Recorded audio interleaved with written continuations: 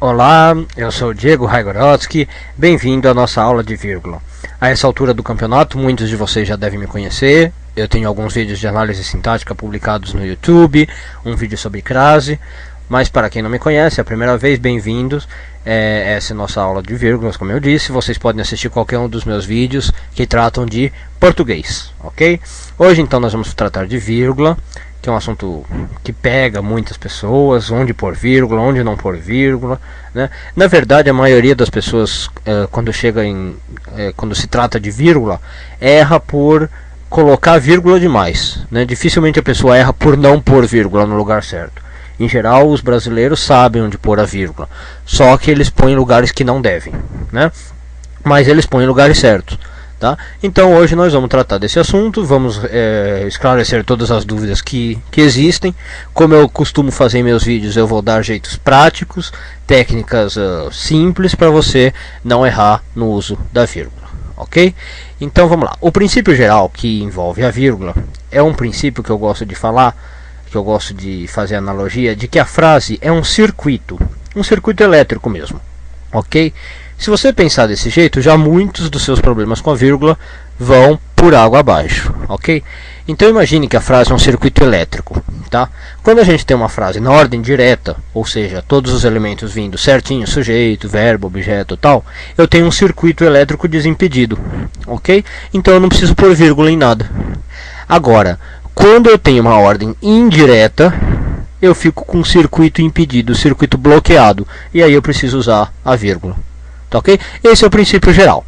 Agora vamos ver casos mais específicos, pensando nesse sistema, de quando não usar e de quando usar a vírgula.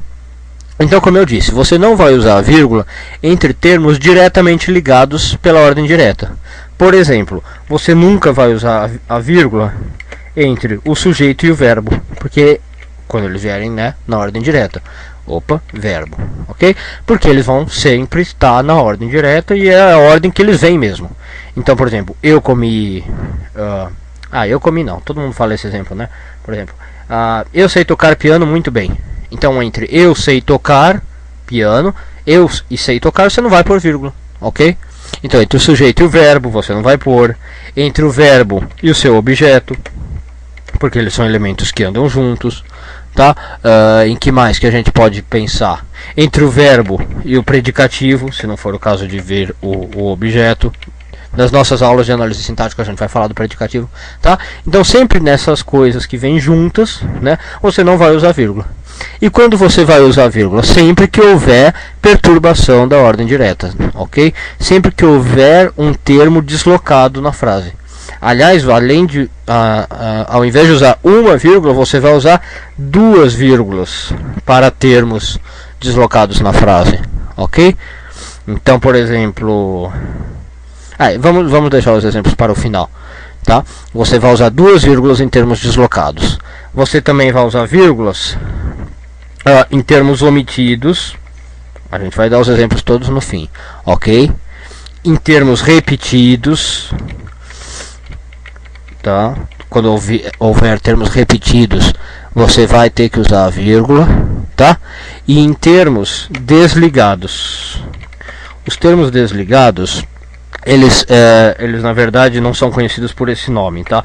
Eles são os famosos vocativos, aí todo mundo já sabe o que é, ou expressões explicativas, tá? Que vai ficar mais fácil agora que eu vou passar os exemplos pra gente.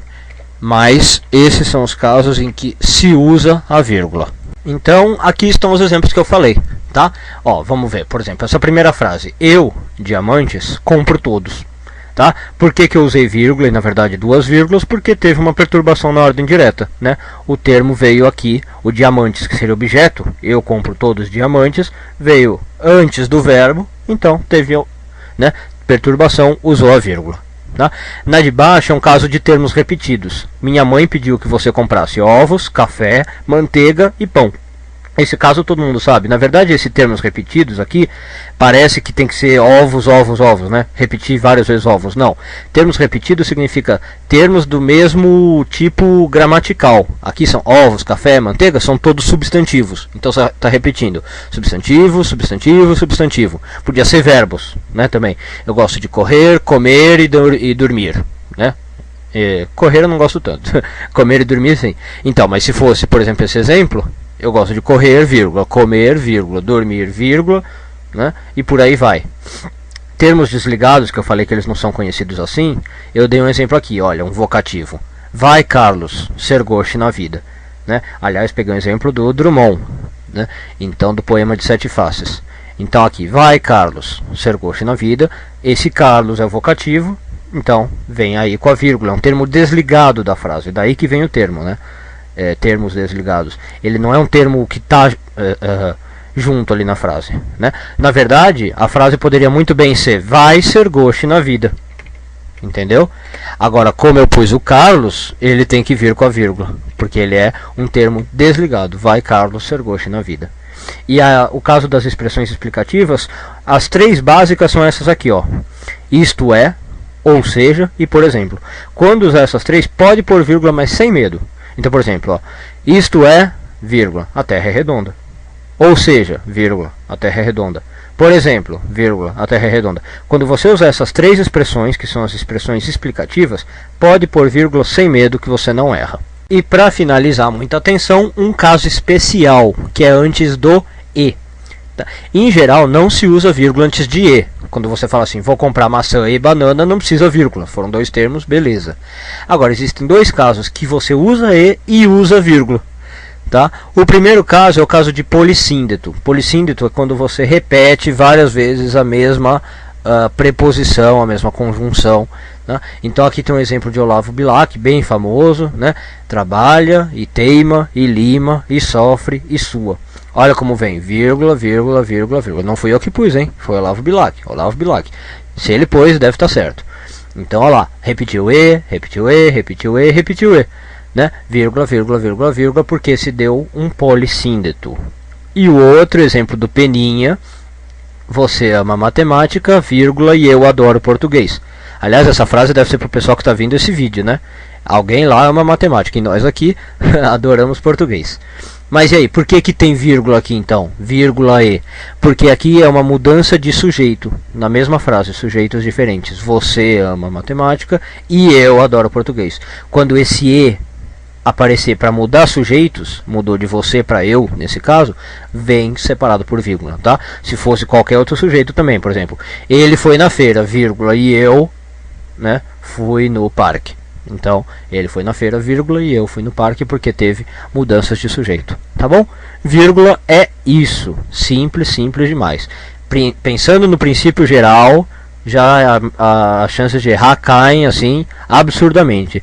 E depois lembrar desses casinhos em que não se usa vírgula e em que se usa vírgula, tá bom? Mas tudo é baseado no princípio geral. Obrigado a todos que assistiram esse vídeo. Espero vocês na próxima. Continuem acompanhando a nossa saga de vídeos por aí, tá bom? Muito obrigado, até mais.